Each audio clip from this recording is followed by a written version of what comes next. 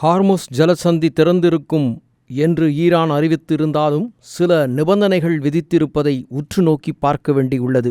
நீண்ட இடைவெளிக்கு பிறகு மீண்டும் திறக்கப்பட்டுள்ள ஹார்முஸ் ஜலசந்தி இஸ்ரேல் லெபனான் இடையிலான தற்காலிக போர் நிறுத்தம் அமுலுக்கு வந்ததை அடுத்து பேச்சுவார்த்தை ஒப்பந்தங்களுக்கு இணங்கும் வகையில் ஹார்முஸ் ஜலசந்தி திறந்திருக்கும் என்று ஈரான் அறிவித்துள்ளது. ஈரான் நாட்டின் வெளியுறவுத்துறை அமைச்சர் அப்பாஸ் ஹராக்கி ஹார்முஸ் ஜலசந்தியை கடக்கும் கப்பலுக்கான நிபந்தனைகளை வெளியிட்டிருப்பது கேள்விக்குறியை ஏற்படுத்தியுள்ளது. அதில் அனைத்து கப்பல்களும் ஹார்முஸ் ஜலசந்தியை கடக்க ஈரானிய புரட்சிகர காவல் படையினரின் அனுமதியை பெற வேண்டும் என்றும் பொதுமக்கள் கப்பல் குறிப்பிட்ட வழித்தடத்தில் மட்டும் செல்ல வேண்டும் என்றும் பல்வேறு நிபந்தனைகளையும் விதித்துள்ளது. அத்துடன் இராணுவ கப்பல்கள் ஹார்முஸ் ஜலசந்தியை கடக்க தொடர்ந்து தடைகள் நீடிப்பதாகவும் அதில் குறிப்பிட்டுள்ளது. இந்த புதிய நிபந்தனைகள் புதிய ஒழுங்கு என்ற கட்டுப்பாட்டின் கீழ் ஈரான் குறிப்பிட்டிருப்பதோடு போர் நிறுத்த ஒப்பந்தத்துடன் ஒத்துப்போவதாகவும் தெரிவித்துள்ளது. அதே சமயம் வணிக கப்பல்களுக்கு ஹார்முஸ் ஜலசந்தி எப்போதும் திறந்திருக்கும் என்று அமைச்சர்